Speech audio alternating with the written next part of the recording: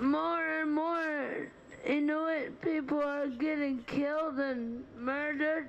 We have women here who've been raped so many times they don't know the number.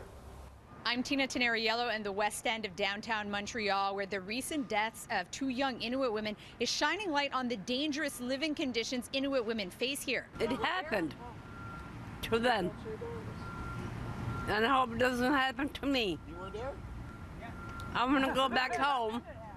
Often women like Elizabeth come to Montreal from the north for health procedures, but are quickly taken advantage of.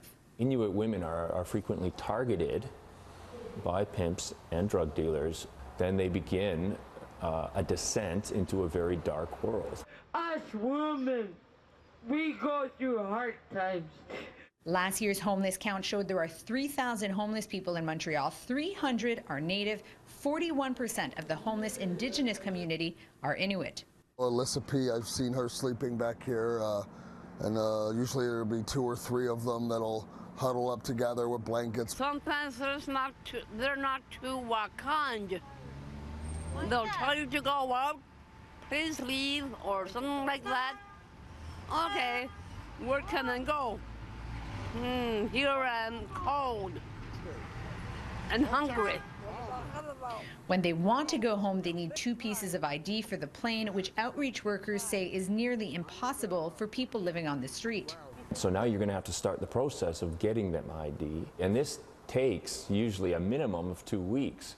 2 weeks is a long time for them to hold that stability and keep their resolve to want to return home.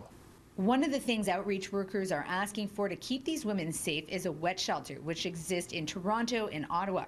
Right now, there's nowhere for them to go at night if under the influence. Incumbent Mayor Denis Cadar recently promised to study that idea. They have to be somewhere where they can be welcome.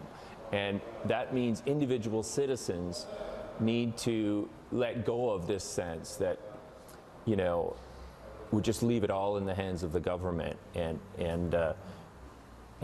not take any responsibility ourselves. For City News in Montreal, I'm Tenneriello.